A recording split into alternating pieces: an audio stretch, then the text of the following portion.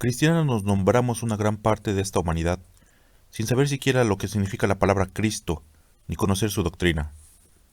Debemos creer que la vida humana podría transformarse totalmente, desarrollando nuestra espiritualidad, cultivando nuestros dones y estableciendo en la tierra la ley de la conciencia. En la doctrina espiritual de Cristo no existen dogmas, sentencias ni anatemas. Por lo tanto, no le enseñamos usando amenazas de castigos falsos o juicios eternos, y mucho menos haciendo uso de la fuerza física. Cristo llama maestros a quienes enseñaron según su ejemplo. Si alguien después ha querido enseñar, obligando a creer, sin comprender el sentido de sus enseñanzas, ese no ha sido maestro. Se ha hecho uso de la fuerza privando a sus hermanos de la libertad de pensar, de creer y de razonar, ese no lo ha imitado. Y por lo contrario, sí ha privado a los espíritus del anhelo de penetrar en el fondo de sus revelaciones. ¿Qué hemos hecho de su doctrina a esta humanidad que se llama a sí misma cristiana? En el segundo tiempo, luego de la persecución cristiana en Roma, esta enseñanza que es la doctrina del Espíritu, que enseña a los hombres a cultivar el amor, fue sustituida por ritos, ceremonias y liturgias. Ha hecho formulismos, ritos, rezos, y tras ello ocultamos nuestra hipocresía. La doctrina cristiana fue ocultada, adulterada, modificada para ser vendida y para convertirla en religión, convirtiéndonos en vasallos y esclavos a los hombres. Por eso actuaremos con celo y energía ante quienes la profanen, la oculten o la vendan, ya que la doctrina es lo más sagrado que existe para un espiritualista, y esta doctrina espiritual es la continuación de su obra en nuestro tiempo. La doctrina espiritualista no perdona errores. Nosotros no somos perfectos, pero la doctrina, el camino o revelación que nos entrega Dios, sí lo es, y nos enseña que el materialismo es el veneno del espíritu.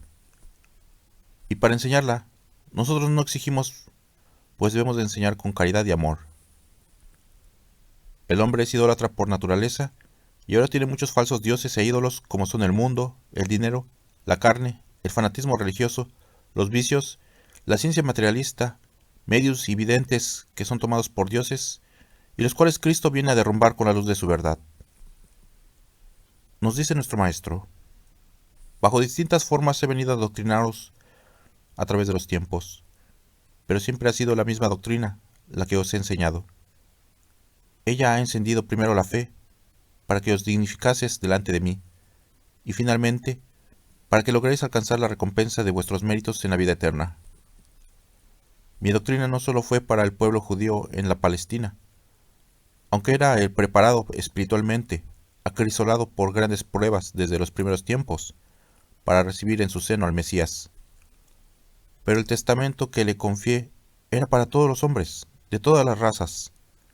De entre ese pueblo surgieron apóstoles, mártires, y un gran número de hombres y mujeres que hicieron vida ejemplar, que supieron sembrar la semilla de amor, y en otros países y en otras tierras distantes de la Judea, comenzó a florecer mi palabra también, llevada por mis primeros discípulos.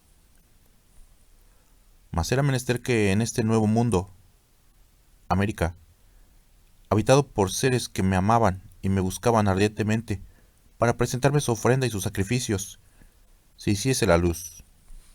Llegase mi mensaje de amor, mi doctrina, que no os pide sino que os améis los unos a los otros en mí. El culto imperfecto de esas criaturas que me amaban, yo lo recibí, porque era ofrecido inocentemente.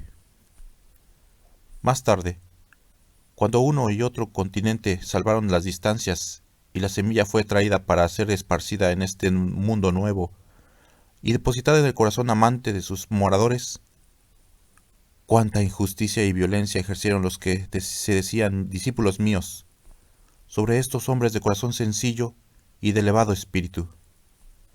Sus prácticas y costumbres puras y sinceras solo recibieron la censura y el rigor de aquellos que, sintiéndose superiores, daban muestras de mayor retraso. Fue lentamente como este pueblo recibió mi herencia, por conducto de los fieles discípulos, y comprendió su pureza y procedencias divinas. Hoy os contemplo de nuevo amenazados, rodeados de pueblos fuertes que codician vuestra heredad y perturban vuestro espíritu. No habéis no habéis llegado a la cima de vuestro esplendor, pero brillaréis espiritual y materialmente. Os prevengo, para que no caigáis en letargo, de que debéis orar y velar por vuestra heredad.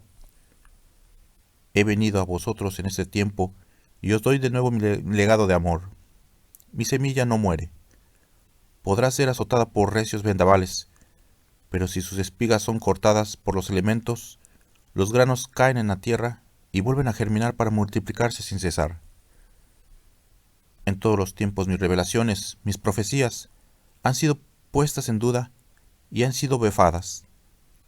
Ahora os digo que muchas de estas profecías no esperan el paso de los milenios ni de los siglos, tan solo los instantes, las horas o los días, para que hasta los más reacios e incrédulos se sorprendan al verlas cumplidas y despierten a la luz. Sabéis que esta doctrina ha descendido de mí, libre de toda influencia humana, y, sin embargo, le estáis mezclando cultos y prácticas propias de idólatras y de fanáticos. Sabéis de sobra que esta enseñanza es espiritual, y quisieras que fuese algo tangible o visible a los ojos materiales. Sí, Israel espiritual. El corazón siempre ha buscado objetos materiales para adorar, el oído se ha recreado con la palabra flórida. Por ello, lo que yo entregué en el segundo tiempo, y que conocéis como doctrina cristiana, el hombre la modificó al convertirla en religión.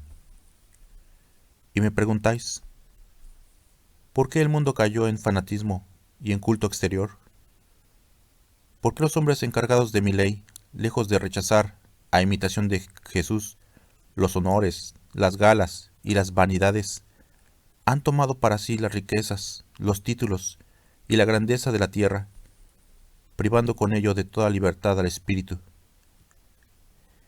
Y dentro de esa turbación, aún hay a quienes os presentan como infalibles, cuando infalible solo existe uno, que es vuestro Padre Celestial.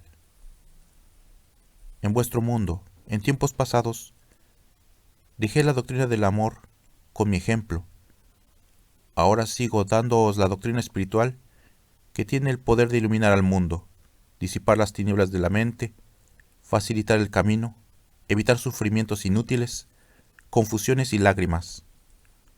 Para tanta hiel derramada está la dulzura de mi doctrina, y para tanta sombra de guerra y de miseria está la luz de mis revelaciones. Ante mi doctrina, esos hombres han despertado de su letargo y se han dado cuenta de cuánto llevan en sí. Entonces ha comenzado en ellos un desarrollo espiritual y su rudeza ha comenzado a desaparecer. La intuición ha surgido, iluminando a su ser. La inspiración ha acariciado su mente, la evidencia ha iluminado su vista en el momento de su oración, dejándoles descorrer el velo de lo espiritual y revelándoles también algo de lo que encierra el futuro. El don de curar, ya sea con la simple palabra, con la unción o aún con el pensamiento, ha brotado desde lo más íntimo de su corazón, y muchos dones más se han puesto de manifiesto en los humildes discípulos de esta obra. En este tiempo vengo en contra de todo lo superfluo y necesario, de todo lo malo, de todo lo perjudicial, de toda mala semilla. A través de mi doctrina espiritual combatiré a todos los hombres que han puesto la ciencia al servicio del mal. Combatiré todas las malas ciencias hasta que el hombre despierta mi verdad. Entonces esta doctrina penetrará como la luz del día en todos los lugares y a todos despertará. Por eso preparaos y reconoced vuestra misión, vuestro cargo y responsabilidad entre los hombres. La doctrina del Espíritu, mi doctrina, pueblo, es el rayo de luz que viene a romper las tinieblas en que habéis penetrado. Solo a través de ella llegarán los hombres a tener una enseñanza absoluta y amplia de su destino espiritual y un conocimiento verdadero sobre la existencia de mi justicia. Mi doctrina no establece dogmas ni ritos, solo inspira el bien. Mi doctrina espiritual no sujeta a nadie a formas determinadas. Ella es una perpetua invitación al camino de la verdad. Mi doctrina, que es en todo tiempo la explicación de la ley, ha venido a vosotros como camino de luz, como brecha segura para el espíritu. Sin embargo, los hombres, empleando el libre albedrío de que fueron dotados, queriendo seguir un camino para su vida, han elegido siempre el camino fácil de la materialidad, algunos desoyendo de manera absoluta los llamados de la conciencia, que siempre encaminan hacia lo espiritual, y otros creando cultos y ritos para creer que van con paso firme por la senda espiritual, cuando en verdad son tan egoístas como aquellos que han excluido de su vida mi nombre y mi palabra. El que vaya buscando honores y alabanzas del mundo terrenal, en él las tendrá, pero serán de poca duración, y de nada le servirán en el día de su entrada al mundo espiritual. El que vaya en pos del dinero, aquí tendrá su retribución, porque fue a lo que aspiró. Mas cuando sea llegada la hora de dejarlo todo aquí para presentarse en el más allá, no tendrá el menor derecho a reclamar compensación alguna para su espíritu, aunque crea haber hecho mucho en pro de la caridad. Mientras vuestros hermanos judíos van en pos de Jerusalén, y aquellos que son cristianos van en pos de Roma, los espiritualistas trinitarios marianos, los discípulos del Espíritu de verdad, van más allá por medio de la elevación del Espíritu y penetran en el santuario invisible y divino del Señor. Y ahora que he vuelto a los hombres, ¿qué es lo que encuentro? La mentira, el egoísmo, han sustituido a la verdad y a la caridad, la soberbia y la vanidad en vez de mansedumbre y humildad, la idolatría, el fanatismo y la ignorancia en vez de la luz, la elevación y la espiritualidad, el lucro y la profanación donde solo debería existir el celo y la rectitud, el odio y la guerra desatada entre hermanos han sustituido a la fraternidad, la paz y el amor. El libre albedrío es la expresión más alta, es el don más completo de la libertad que le fue concedida al espíritu del hombre en el camino de la vida, a fin de que su perseverancia en el bien, lograda por el consejo de la conciencia y por la lucha en el cumplimiento de las pruebas, le hiciese alcanzar el seno del Padre. Mas el libre albedrío ha sido sustituido por el libertinaje. Es desoída la conciencia y solo se atiende a los dictados del mundo, y la espiritualidad ha sido sustituida por el materialismo. Contemplada la humanidad desorientada, porque las grandes religiones que se nombran cristianas dan más importancia a lo ritual y lo exterior que a mi propia doctrina, aquella palabra de vida que sellé con obras de amor y con sangre en la cruz. Ya no vive en el corazón de los hombres, está encerrada y muda en los libros envejecidos y empolvados, y ahí tenéis una humanidad cristiana que no conoce, ni comprende, ni sabe imitar a Cristo.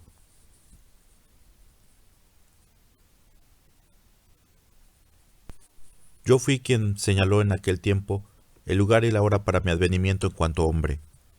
También yo he marcado el lugar y el tiempo en que vendría entre los hombres en la tercera era. Todo fue preparado con perfecta justicia y sabiduría. Una nueva tierra había de ser testigo de mi nueva venida. El occidente habría de iluminarse con el resplandor de mi presencia. Escuchad. Hace tiempo en el norte de vuestras tierras habitaba una gran tribu, de la cual surgió un profeta inspirado por mi luz. Él levantó y condujo a aquel pueblo en pos de una hermosa tierra, donde deberían fundar su ciudad. Ante tan grata promesa, aquellas tribus se levantaron con la esperanza de merecer aquella gracia. Atravesaron selvas, cruzaron desiertos y escalaron sierras. Nada los detuvo, y cuando a su paso encontraron obstáculos, su fe les ayudó a vencerlos hasta llegar al lugar profetizado, que era, como en el primer tiempo, una imagen de Canaán, la tierra prometida a los israelitas, la tierra que emanaba leche y miel. Ved cómo la hoja del árbol no se mueve sin mi voluntad, y cómo nada es ajeno a mis designios y planes divinos. Aquella tribu, inspirada en la fe de una promesa que llegó a ver cumplida, levantó su ciudad y en ella elevó a su Dios su culto primitivo e inocente, formó sus hogares y dio esplendor a su imperio, que en su magnificencia se semejó al de Salomón. Fue aquella tierra, según las promesas, tierra de bonanza y prosperidad, El varón era fuerte, la mujer dulce y tierna, y ambos eran hermosos. Y en esa tierra hubo reyes, poetas y sabios creyentes en un Dios único e invisible. Pero, a semejanza del pueblo de Israel en Judea, cayeron en idolatría y el culto a falsos dioses ávidos de sacrificios y sangre humana.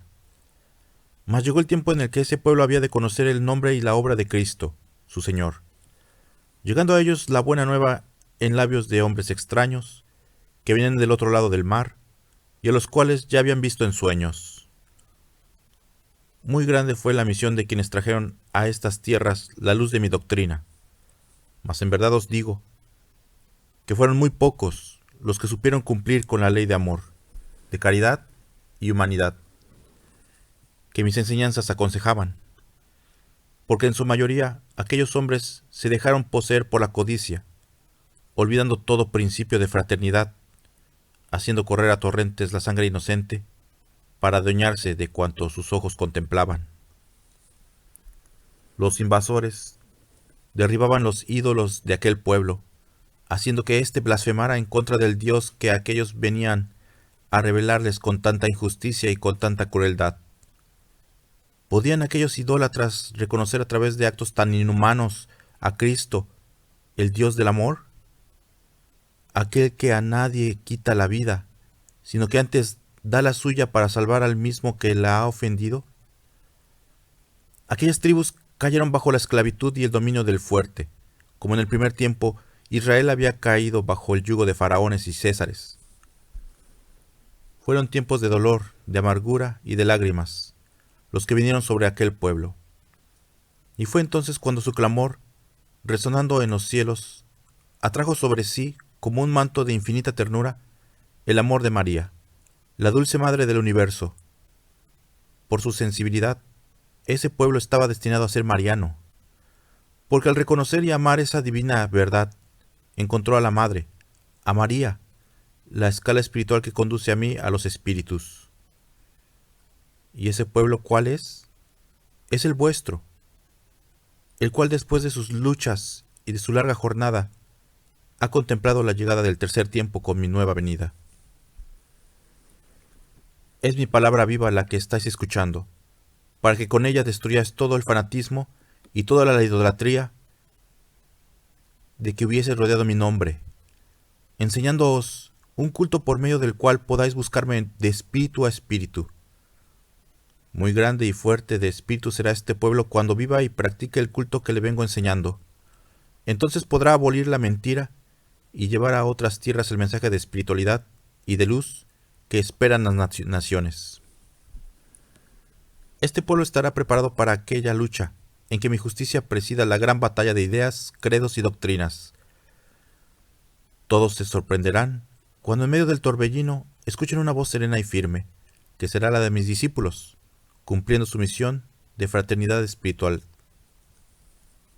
Por ahora comprended que mientras los hombres no logren alcanzar la completa espiritualidad, tendrán que necesitar de templos materiales y de colocar delante de sus ojos formas o imágenes que les hagan sentir mi presencia. El grado de espiritualidad o de materialismo de la humanidad podéis medirlo por la forma de su culto. El materialista me busca en las cosas de la tierra, y si no llega a verme según sus deseos, me representa en alguna forma para creer que me tiene delante. El que me concibe como espíritu me siente dentro, fuera de él y en todo lo que rodea, porque él se ha convertido en mi propio templo.